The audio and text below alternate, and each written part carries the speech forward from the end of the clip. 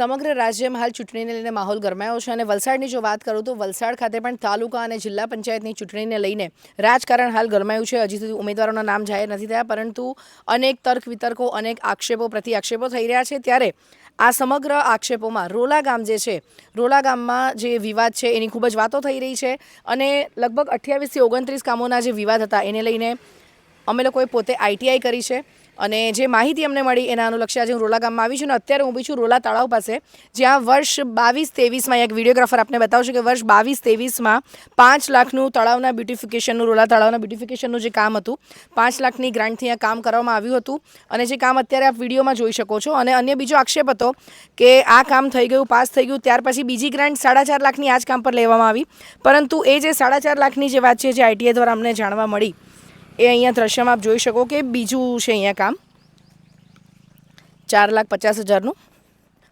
22-23નું જે કામ હતું, 22-23નું અહીંયા પૂર્ણ થયું છે અને 4,50,000થી આ અન્ય અહીંયા જે કહેવાય કે વોલ બનાવવામાં આવી છે અને પેવર બ્લોક પણ નાખવામાં આવ્યા છે. ત્યારે ઇલેક્શન નજીક આવતા જ શાસક અને વિપક્ષ વચ્ચે ખૂબ જ આક્ષેપો થાય છે. ત્યારે રોલા ગામની જો વાત કરું તો હાલ રોલા ગામ ખૂબ જ ચર્ચામાં છે અને જે વિપક્ષો દ્વારા પણ જે આક્ષેપો કરવામાં આવ્યા છે અને અહીંયાના જે શાસકો અત્યારના જે હતા રોલા ગામના, એ લોકો સામે પણ અનેક આક્ષેપો થયા. ત્યારે અમે આઈટીઆઈ કરીને જે સમગ્ર તપાસ અમારી પાસે આવી એ તમારી સામે અત્યારે રજૂ કરી છે.